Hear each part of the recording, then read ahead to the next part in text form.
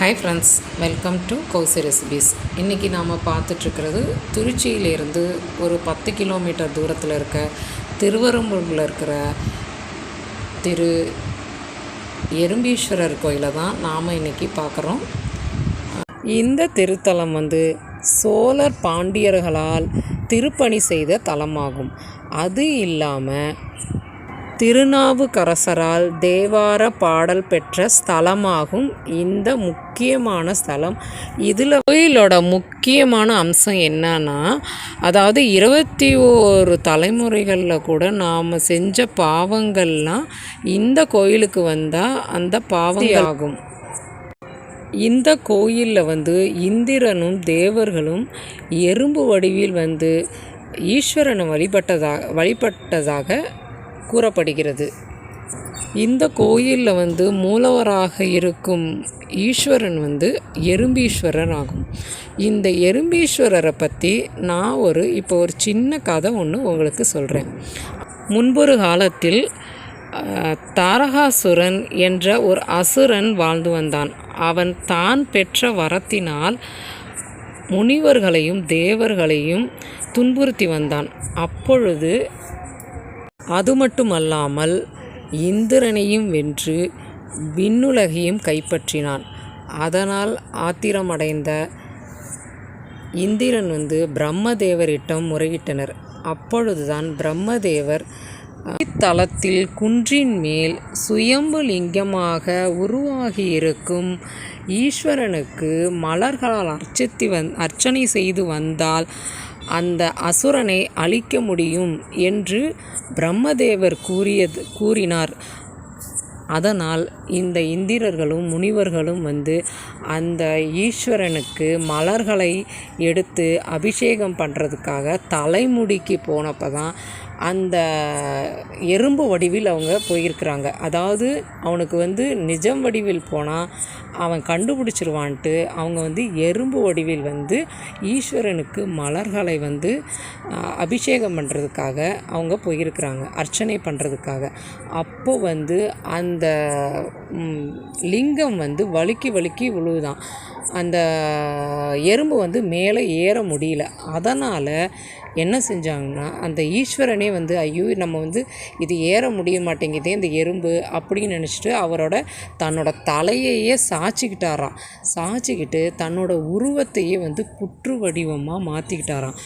அதனால தான் இந்த லிங்கம் சாஞ்சபடி நீங்கள் இந்த கோயிலுக்கு பார்த்தீங்கன்னா இந்த லிங்கம் நேரடியாக இருக்காது, கொஞ்சம் சாய்வாக தான் இருக்கும். இந்த லிங்கம் எறும்புகளால் அர்ச்சனை செய்யப்பட்டதினால் இந்த ஈஸ்வரனுக்கு எறும்பீஸ்வரர் என்று பெயர் வந்தது.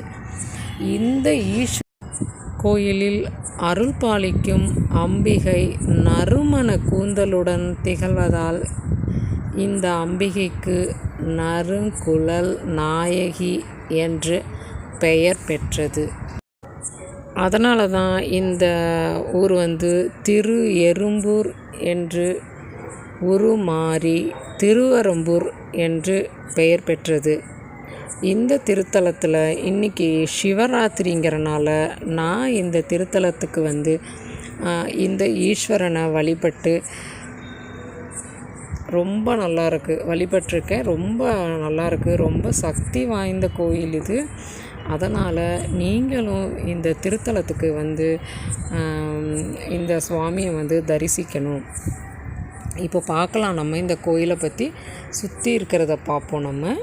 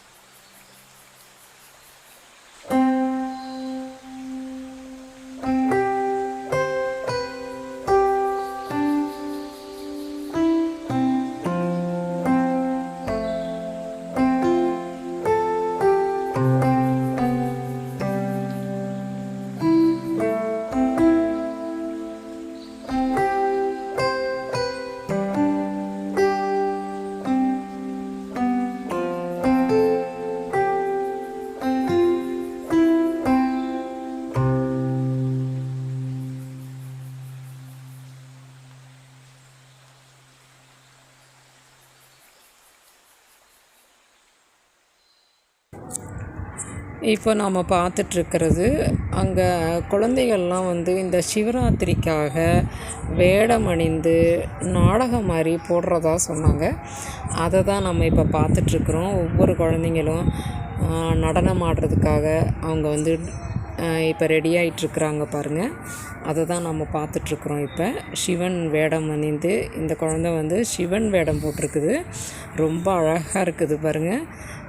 அசல் ஈஸ்வரன் மாதிரியே இருக்குது. இது ரொம்ப நல்லா இருக்குது. இது இந்த வீடியோ உங்களுக்கு பிடிச்சிருந்தால் லைக் பண்ணுங்கள், ஷேர் பண்ணுங்கள், சப்ஸ்கிரைப் பண்ணுங்கள், கமெண்ட் பண்ணுங்கள், பெல் ஐக்கானை கிளிக் பண்ணுங்கள்.